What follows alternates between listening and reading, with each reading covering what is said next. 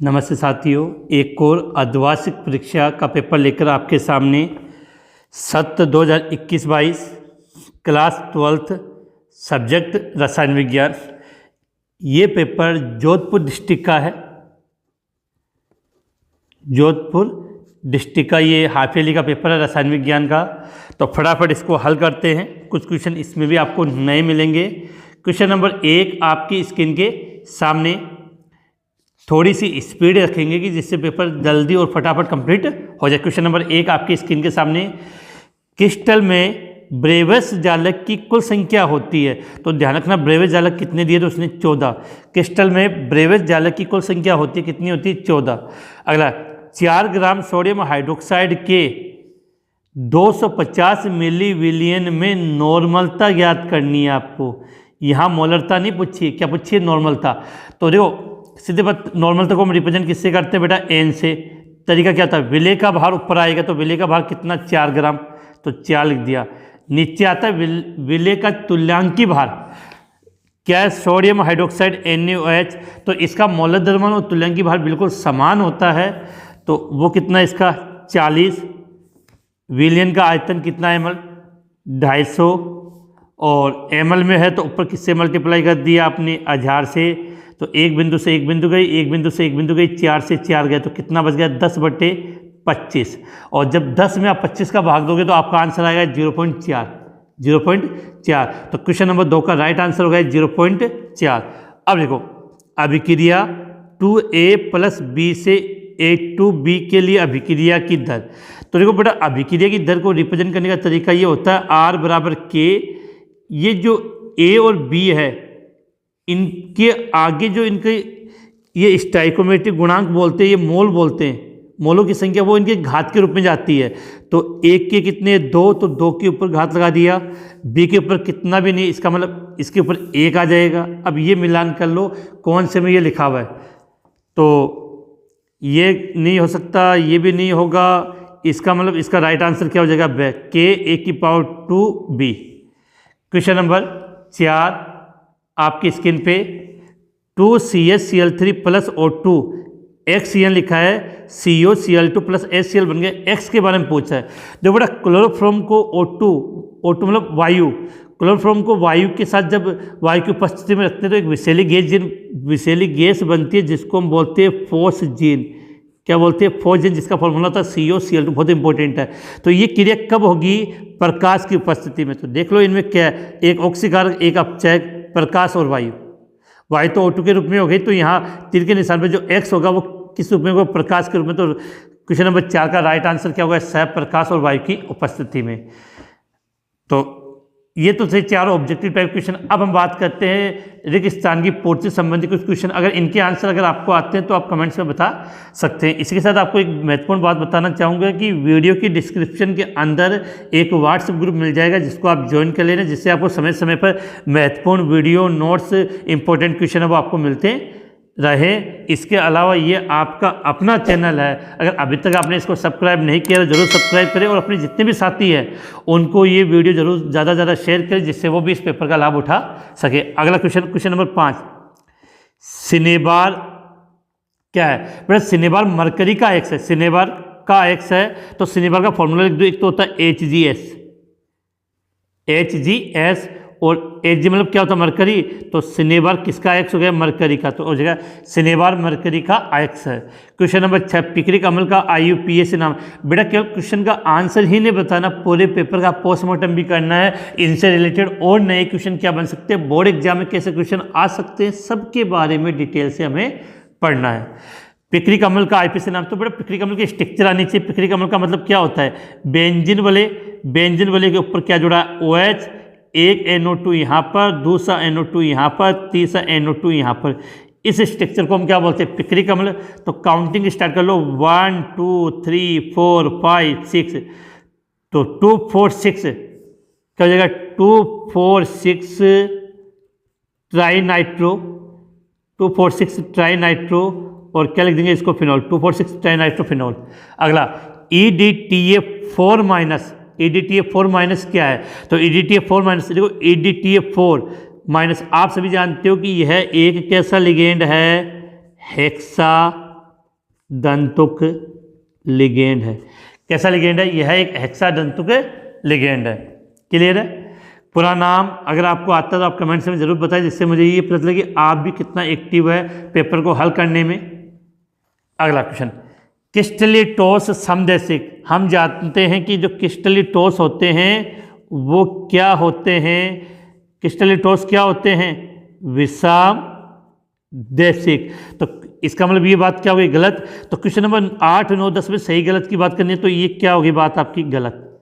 गलत है ये। अगला, 1 लीटर विलियन में, हम बात कर रहे हैं 1 लीटर विलियन में घुले हुए विलय की मोलों की संख्या मोलरता। देखो 1 लीटर बोला है तो लीटर से मोलरता। और ध्यान रखना, कभी कभार गलती करवाने के लिए अगर 1 किलोग्राम कहा होता तब हम क्या लिखते? मोल लता। तो बात बिल्कुल सही है, तो राइट, सत्य सही हो गया। जब एथिल ब्रोमाइड की क्रिया सिल्वर साइनाइड के साथ गर्म करते तो एथिल साइनाइड बनते। पर्सन को घुमा दिया बेटा, बिल्कुल। देखो एथिल ब्रोमाइड का फॉर्मूला क्या होता है? C2H5Br। क्रिया किससे करेंगे? AgCN। तो नॉर्मली बच्चे क्या सोचेंगे, यहाँ से Ag और यहाँ से CN, तो ये CN यहाँ से Ag और यहाँ से Br अलग हो जाएगा और ये CN इसके साथ जुड़ जाएगा। ऐसा नहीं होता है।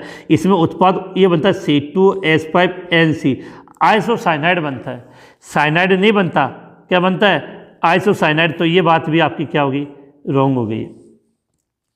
इसके बाद 10 तक छोटे छोटे क्वेश्चन हो गए। इसके बाद आगे क्वेश्चन है जिनका आंसर अपने को एक पंक्ति में अर्थात एक शब्द में देना है। ट्यूमर मतलब ट्यूमर की वृद्धि को रोकने के लिए प्लेटिनम युक्त उपसंयोजक यौगिक का प्रयोग किया जाता है, उसका नाम। पहले मैं फॉर्मूला लिख देता हूँ, PTNS3(2Cl2). PTNS3(2Cl2) इस कंपाउंड को हम बोलते हैं सीस प्लाटिन। नॉर्मली भाषा में क्या कहा जाता है? ट्यूमर की वृद्धि को रोकने के लिए प्लेटिनम के जिस कंपाउंड का उपयोग किया जाता है वो कौन सा है? सीस प्लाटिन। फॉर्मूला क्या हो जाएगा? PTNS3(2Cl2). ठीक है। अगर इसका आप IPC नाम भी लिखना चाहो लिख सकते हो, डाईएमीन डाइक्लोरिडो प्लेटिनम सेकेंड। फिर से रिपीट कर रहा हूँ, डाईएमीन डाइक्लोरिडो प्लेटिनम सेकेंड। अगला, डाई एथिल ईथर का IUPAC से नाम लिखे। तो पहले हम फॉर्मूला लिखे, इसका सूत्र क्या होता है? C2H5O C2H5 C2H5O C2H5 हो गया। अब देखो IPAC से नाम लिखना है तो एक को हम प्रतिस्थापी मानते हैं, जिसके साथ O जोड़ते हैं उसको बोलेंगे एथॉक्सी। तो ये तो हो गया आपका एथॉक्सी। 2 कार्बन से आपका क्या बन गया? एथेन। तो इसका नाम क्या हो गया? Ethoxy ethane. अब एक अगला क्वेश्चन क्लियर समझ में आ गया होगा आपको। एक रासायनिक अभिक्रिया का वेग नियतांक 1.72 × 10 की पावर, अब पता नहीं पावर प्लस की माइनस की कोई बात नहीं है, लेकिन यहाँ ये लिखा हुआ है S-1 है, तो अभिक्रिया की कोटि ज्ञात करनी है। तो देखो बेटा, वेग नियतांक का मात्र क्या दिया आपको? Second inverse. और सेकंड इनवर्स कौन सी कोटि की अभिक्रिया के लिए होता है? प्रथम कोटि के लिए। तो इस अभिक्रिया की कोटि क्या हो जाएगी? प्रथम कोटि की अभिक्रिया। अगर आप सभी को पता हो, कल मैंने अर्धवार्षिक परीक्षा के लिए 25 महत्वपूर्ण क्वेश्चन घेरे थे, उनमें से काफ़ी क्वेश्चन इसमें भी आपको रिपीट मिल गए हैं। निस्तापन और भर्जन में मूल अंतर क्या है? तो बड़ा निस्तापन का मतलब देखो कैसे याद करना है। नि का मतलब होता है नहीं, नि का मतलब नहीं। तो निस्तापन क्रिया को जो अयस्क होता है, सांद्रित अयस्क को वायु की अनुपस्थिति में गर्म किया जाता है। अतः निस्तापन की क्रिया वायु की अनुपस्थिति में होती है, जबकि भर्जन की क्रिया वायु के आधिक्य में होती है। और एक विशेष क्वेश्चन जो लगभग एग्जाम में पूछा गया है, भर्जन वो मुख्यतः कौन से अयस्क का किया जाता है? सल्फाइड अयस्क का। भर्जन किसका किया जाता है? सल्फाइड अयस्क का। जबकि जो निस्तापन की क्रिया है वो कार्बोनेट अयस्क होगा। कार्बोनेट अयस्क या जलयोजित ऑक्साइड या हाइड्रोक्साइड जो अयस्क होते हैं उनका निस्तापन किया जाता है। तो काफ़ी अंतर मैंने यहाँ बता दिया आपको। तो क्वेश्चन नंबर 14 तक आपके हो चुके हैं। आपको ये कैसा लगा है हल करके, और आपके कितने क्वेश्चन सही हुए लास्ट में कमेंट्स में ज़रूर बताएं, और आप कौन कौन से डिस्ट्रिक्ट से हो वो भी कमेंट्स में ज़रूर करें। इसके बाद नेक्स्ट क्वेश्चन की तरफ बढ़ते हैं। क्वेश्चन नंबर 15, क्वेश्चन नंबर 15 आपकी स्क्रीन के सामने कि क्रिस्टलीय और अक्रिस्टलीय ठोसों में दो अंतर लिखे। तो एक सीधी बात है, क्रिस्टलीय ठोस होता है उसकी ज्यामिति निश्चित होती है। ज्यामिति क्या होती है? निश्चित। क्रिस्टलीय ठोसों की ज्यामिति निश्चित होती है और जो अक्रिस्टलीय ठोस होते हैं उनकी ज्यामिति अनिश्चित होती है। क्या होती है? अनिश्चित होती है। क्रिस्टलीय ठोस की ज्यामिति निश्चित होती है और अक्रिस्टलीय ठोस की ज्यामिति अनिश्चित होती है। दूसरी बात, जो क्रिस्टलीय ठोस होंगे इनका गलनांक भी निश्चित होता है। क्रिस्टलीय ठोसों का गलनांक क्या होगा? निश्चित होता है, जबकि अक्रिस्टलीय ठोसों का गलनांक निश्चित नहीं होता। दो अंतर बहुत, बाकी अंतर तो बहुत सारे हैं। जैसे क्रिस्टलीय ठोस का एग्जांपल है जैसे NaCl, KCl, और अक्रिस्टलीय ठोस की बात करें तो कांच, प्लास्टिक, रबड़, वो सब इसमें आ जाएंगे। इसके बाद क्वेश्चन नंबर 15, ये काफ़ी क्वेश्चन अच्छा और नया क्वेश्चन है। जिंक ऑक्साइड सफ़ेद होता है लेकिन गर्म करने पर पीला हो जाता है, ऐसा क्यों होता है? क्वेश्चन कहता है कि जिंक ऑक्साइड सफ़ेद होता है लेकिन गर्म करने पर पीला हो जाता है, क्यों? तो बेटा इसका एक सीधा सा आप आंसर लिख सकते हो कि होता क्या है कि जब जिंक ऑक्साइड को हम गर्म करते हैं तो जिंक के कुछ परमाणु होते हैं वो अत्यधिक धनायन होंगे, वो अंतराकोश में चले जाते हैं, जिसके कारण धातु आदि के दोष के कारण ऐसा होता है। इसको शॉर्ट में आंसर अगर आप लिखना चाहो तो यहाँ मैं लिख देता हूँ कि लिखना क्या है। इसका रीजन होता है क्योंकि अतिरिक्त धनायन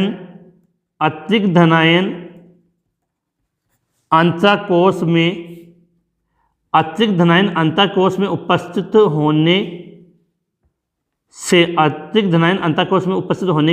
होने से धातु आधिक्य दोष का प्रकार है ये।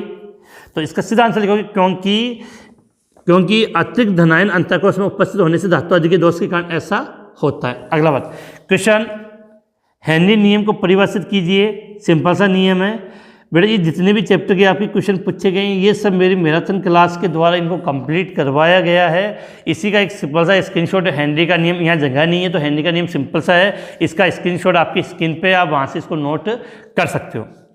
इसके बाद इसी क्वेश्चन नंबर 16 का दूसरा भाग, 25 डिग्री सेल्सियस ताप पर यूरिया के m/25 बिलियन का प्राशन दाब का परिकलन कीजिए। तो पहले तो हमें ये पता होना चाहिए कि प्राशन दाब को हम रिप्रेजेंट किससे करते हैं? पाई से। और प्राशन दाब ज्ञात करने का फॉर्मूला क्या होता है? CRT। C का मतलब सांद्रता, तो यहाँ m/25, इसका मतलब सांद्रता क्या हो गई? 1/25 सांद्रता हो गई। R का मान सवाल में दिया गया है और T का मान ये 25 डिग्री, लेकिन एक रखना ये 25 डिग्री सेल्सियस है और T का मान यहाँ इसके अकॉर्डिंग केल्विन में लेना है। तो 25 डिग्री को आप जब केल्विन में कन्वर्ट करोगे तो कितना हो जाएगा? 298 केल्विन। कितना हो जाएगा? 298 केल्विन। अब देखो फॉर्मूला आपको यूज करना है, पाई बराबर C मतलब सांद्रता, सांद्रता कितनी है? 1/25, तो 1/25। R का मान फिर क्या लिखना था? R का मान कितना है? 0.0821 इंटू फिर लास्ट में लिखना T कितना?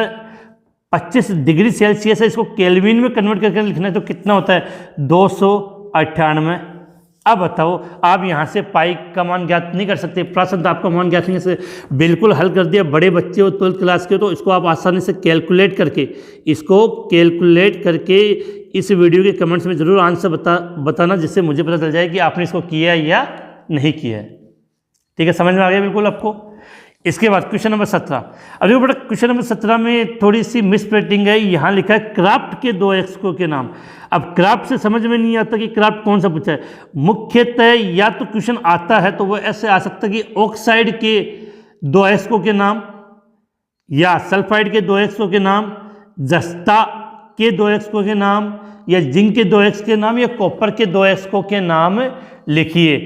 तो नॉर्मली मुझे क्राफ्ट लिखा है तो या तो आपको पूछा होगा कॉपर के 2 एक्सको के नाम या जिंक के 2 एक्सको के नाम। तो देखो कॉपर के 2 एक्सको के नाम बात करें तो एक तो हम लिख सकते हैं Cu2O क्यूप्राइट, एक CuFeS2 कॉपर पायराइट। अगर जिंक के लिए पूछ लिया जाए, किसके लिए? जिंक के लिए पूछ लिया जाए तो एक तो ZnCO3 कैलामाइन और एक होता है जिंकाइड ZnO। तो सल्फाइड हो तो ऑक्साइड X, उनके बारे में पूछ सकता है, कंफर्म नहीं है। अगला आग, आग नहीं होगा बेटा, ये होगा झाग। आग कहाँ लगाएंगे हम यहाँ पे? तो क्या लिखा है? झाग फलन विधि का नामांकित चित्र बनाइए। अब चित्र बनाऊंगा तो टाइम काफ़ी लग जाएगा, तो आपकी स्क्रीन पे इसका डायग्राम आ चुका है, वहाँ से आप इसका स्क्रीनशॉट लेके इसकी प्रैक्टिस कर सकते हो। क्वेश्चन नंबर 18, निम्नलिखित अभिक्रियाओं के रासायनिक समीकरण दीजिए। फिर से रिपीट, जितनी भी आपके नेम रिएक्शन है, चाहे चैप्टर 10 हो, 11 हो, 12 हो, 13 हो, जितने भी चैप्टर की नेम रिएक्शन है उन सबके मैंने अलग से वीडियो बनाए हैं और उनको अच्छे तरीके से समझाया है। तो जो डार्जन अभिक्रिया और वुड्स फिटिंग अभिक्रिया बहुत ईजिली इस प्रकार से समझाया है कि आप उनको आसानी से याद कर सकते हो। तो डार्जन अभिक्रिया और वुड्स फिटिंग अभिक्रिया की वीडियो का जो लिंक है क्वेश्चन नंबर 18 के नाम से नीचे मैंने डाल दिया है, वहाँ से आप देख लेना। इसके बाद हम बात करें क्वेश्चन नंबर 19। तो सत्यजेफ नियम क्या है समझाइए। तो पहली बात तो बेटा ये चैप्टर नंबर 10 से क्वेश्चन लिया गया है, चैप्टर नंबर 10 से है। और आपने एक रिएक्शन पढ़ी होगी बीटा विलोपन अभिक्रिया। बीटा विलोपन अभिक्रिया उससे रिलेटेड है कि यदि एल्किल हैलाइड की विलोपन अभिक्रिया से दो प्रकार की एल्किन बने, अगर एल्किल हैलाइड की विलोपन अभिक्रिया से दो प्रकार की एल्किन बने तो वह एल्किन बनेगी जिसमें अधिक एल्किल प्रतिस्थापी जुड़े हो। आप इसका आंसर कैसे लिखोगे उसका मैंने एक स्क्रीनशॉट आपके लगा दिया है, वहाँ से आप इसको अच्छे तरीके से नोट कर सकते हो और एग्जाम्पल भी दिया गया। अगला, एरिल हैलाइड नाभिक स्नेही प्रतिस्थापन अभिक्रिया के प्रति कम क्रियाशील होता है, क्यों? दो बड़ा, एरिल हैलाइड का मतलब क्या होता है? बेंजीन वलय के ऊपर हैलोजन जुड़ा होगा, और बेंजीन वलय के ऊपर हैलोजन जुड़ा तो इनकी अनुनादी संरचना होती है। इस कारण से इस C और X में आंशिक द्विबंध का गुण आ जाता है। किसका?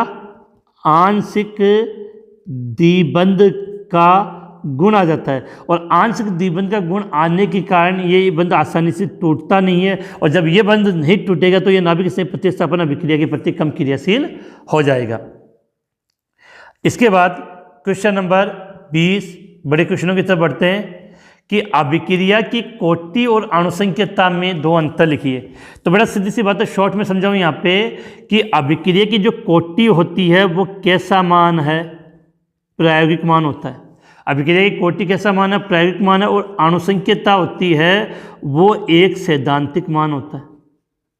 इसके अलावा अणुसंख्यता कभी भी शून्य नहीं होती है। शून्य हो जाएगी तो अभिक्रिया नहीं होगी। अणुसंख्यता कभी भी शून्य नहीं होती है, जबकि कोटि, आपने शून्य कोटि भी पढ़ी है, तो कोटि शून्य भी होती है। और इसके अलावा कोटि का मान पूर्णांक व भिन्नात्मक दोनों हो सकता है, और अणुसंख्यता का मान केवल पूर्णांक में होता है। तो बिल्कुल शॉर्ट में मैंने यह समझा दिया है। अगला, एक अभिक्रिया का वेग व्यंजक निम्नलिखित है, KA Y। बेटा ये गलती है, अब इसको अगर ऐसे माने तो पॉसिबिलिटी नहीं है, इसको हम यहाँ 2 मान लेते हैं। यहाँ Y पर 2 लिखा तो समझ में नहीं है, तो इसके ऊपर कितना मतलब KA⁴ और B। तो अभिक्रिया की कोटि सीधी बात है, इस पर 2 और इस पर 1, तो अभिक्रिया की कोटि क्या हो जाएगी? 3। अब स्पष्ट नज़र नहीं आ रहा, प्रिंट आउट निकाला, PDF इसी प्रकार से सेंड की गई है, तो उसी के अकॉर्डिंग मैंने आपको बता दिया है। अब सीधी सी बात है, अभिक्रिया की कोटि ज्ञात करनी है, तो इस A और B के ऊपर जो घात है उसको जोड़ देना, वहाँ से आपकी अभिक्रिया की कोटि हो जाएगी। अगला क्वेश्चन,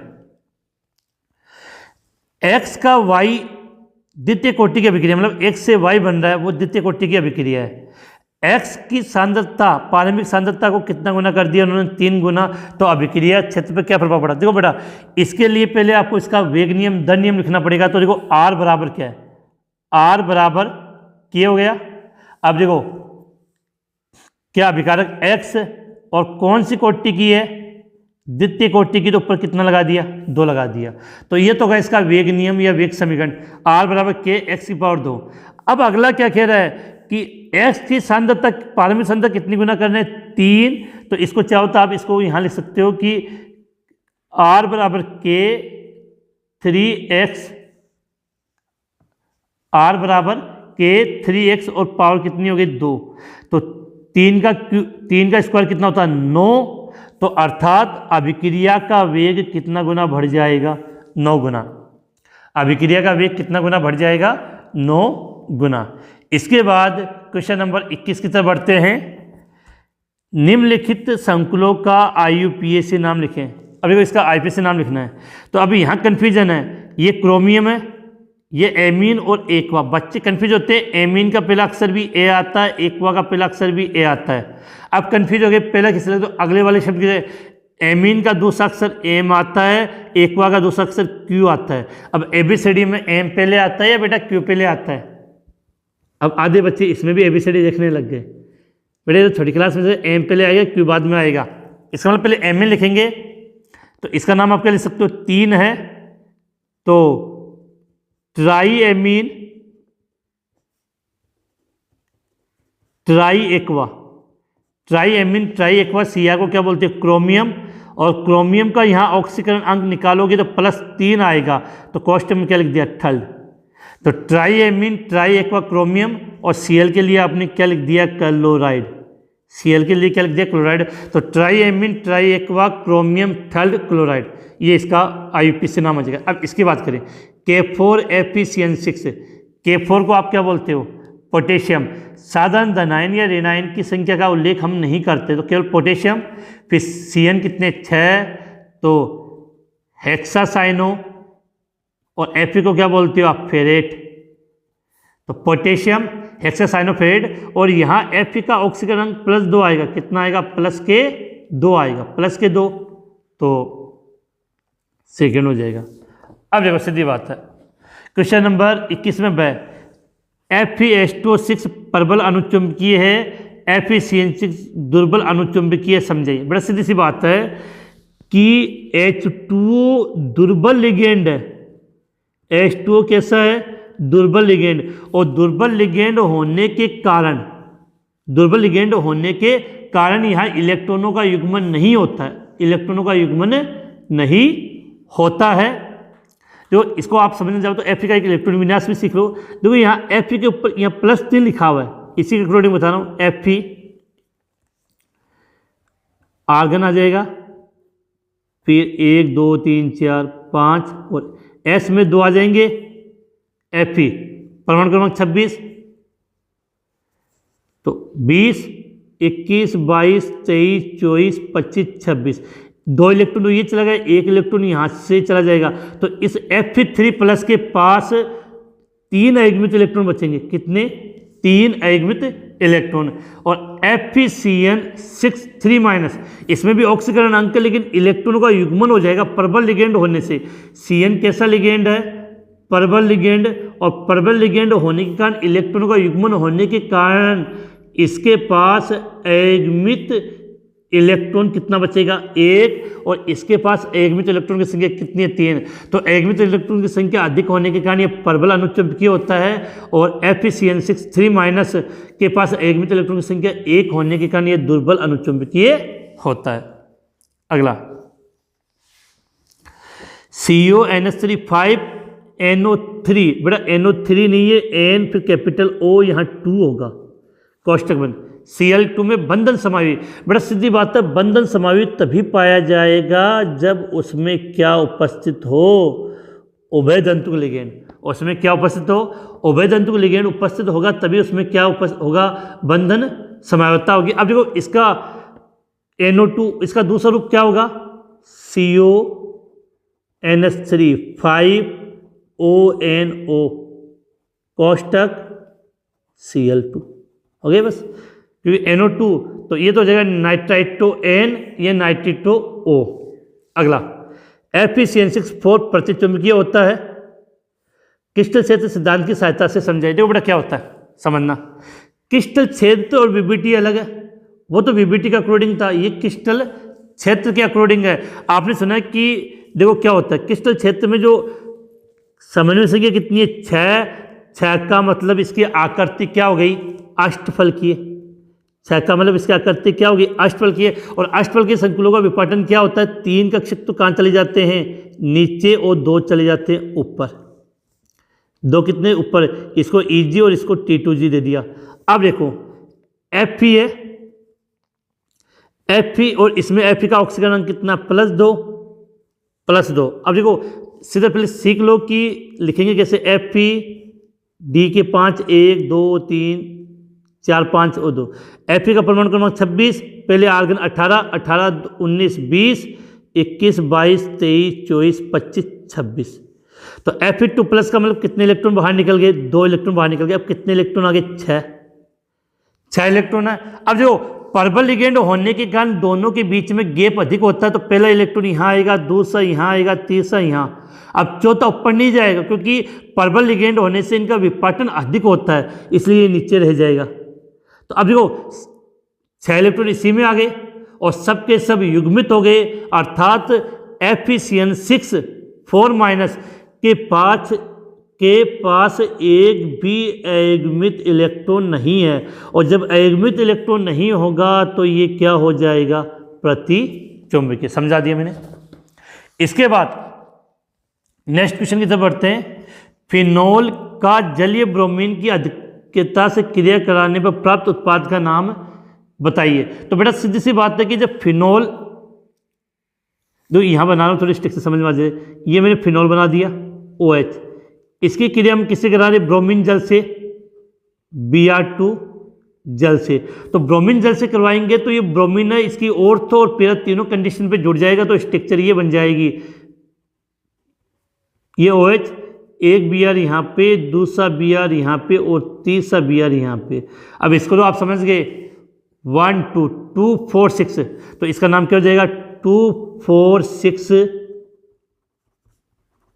ट्राइब्रोमो फिनोल, 2,4,6 ट्राइब्रोमोफिनोल। और ये समीकरण मैंने यहाँ पे आपको समझा दिया। अब देखो एल्कोहल का अणुभार बढ़ने पर जल में विलेयता घट जाती है, क्योंकि बेटा एल्कोहल का अणुभार बढ़ने का मतलब R का मान बढ़ेगा, और R का मान बढ़ेगा तो विलेयता क्या हो जाएगी, कम, क्योंकि उसमें जो हाइड्रोजन बॉन्डिंग बनती है उसके मध्य दूरी बढ़ जाएगी, हाइड्रोजन बॉन्डिंग के बीच की दूरी बढ़ जाएगी तो विलेयता घट जाएगी। अगला क्वेश्चन, CH3MgBr के साथ इनका निर्माण करना है।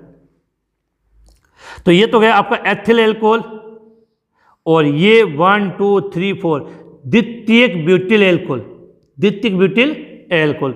तो इन दोनों का निर्माण किससे करना, CH3MgBr। देखो बेटा कैसे करेंगे, पहले इसको समझते हैं।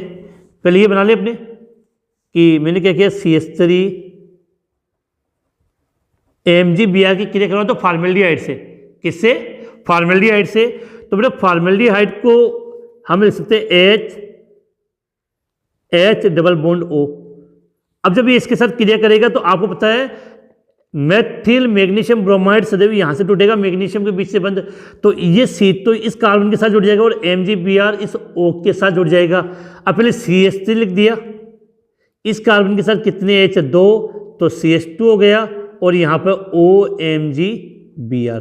अब जो कंपाउंड बना है उसका आप जल अपघटन कर दो यहाँ से, इसको यहाँ से, ये यहाँ से अलग हो गया। अब ये H यहाँ जुड़ जाएगा तो आपका ये कंपाउंड बन गया, जिसका क्या नाम होता है, एथिल एल्कोहल, एथिल एल्कोहल। अब इसमें सोचना है कि अगर आपको ये बनाना है तो इसमें कार्बन कितने, ये काउंट करो, 1 2 3 4, इसमें कार्बन कितना, 1, तो 3 कार्बन वाला एल्डिहाइड लेना पड़ेगा, द्वितीयक बना। ये कौन सा एल्कोहल है, द्वितीयक एल्कोहल। तो हमने क्या किया, CH3MgBr की क्रिया किससे करवा दो, 3 कार्बन वाले एल्डिहाइड, प्रोपेनएल्डिहाइड से। तो CH3 CH2 CH double bond O हो गया। तो क्या होगा, डबल बॉन्ड टूटेगा, तो डबल बॉन्ड टूटेगा तो कंडीशन क्या आ जाएगी, CH3 CH2, देखो CH, इस O को नीचे दसा के यहाँ जोड़ दिया MgBr, और इसकी इक्विवेलेंसी फ्री हुई, वहाँ जोड़ दिया CH3। अब क्या करोगे आप, इसका जल अपघटन, तो जल अपघटन का मतलब क्रिया H और OH से, तो ये इसका अलग हो गया, ये अलग होगा तो उत्पाद क्या बन जाएगा आपका, CH3 CH2 CH OH CH3। बड़ा ये कंपाउंड और ये कंपाउंड एक ही है, क्योंकि इधर से आपने काउंट किया तो OH 2 नंबर पे, मैंने इधर कर दिया तो इधर से ये 2 OH पे। इसका नाम क्या होता है, 2 ब्यूटेनॉल नोल। तो ये जोधपुर डिस्ट्रिक्ट का जो पेपर था मैंने अच्छे तरीके से आपको हल करवा दिया और उम्मीद है कि इस प्रकार की जो मेहनत की वो आपको बिल्कुल पसंद आई होगी और आप इन पेपर की सहायता से अपने बोर्ड एग्जाम की काफ़ी अच्छी प्रैक्टिस कर सकते हो। इसलिए समय समय पर इन हाफ ईयरली के जितने भी अदर डिस्ट्रिक्ट के पेपर हुए हैं उन सबको हल करो, जिससे आपको काफ़ी नए क्वेश्चन जानने में मदद मिलेगी। क्योंकि जितनी अच्छी प्रैक्टिस होगी नंबर उतने अच्छे होंगे। इसी के साथ ये आज की क्लास यहीं समाप्त होती है।